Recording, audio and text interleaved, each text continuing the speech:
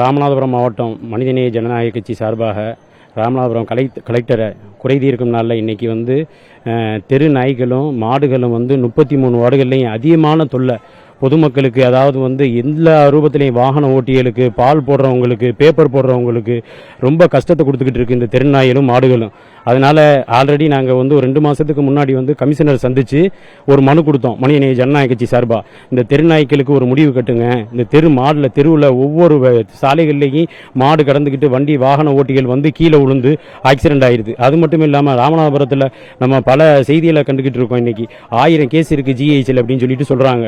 அதுவும் வந்து எந்த அளவுக்கு உண்மையா பொய்யான்னு கூட தெரியல எனக்கு.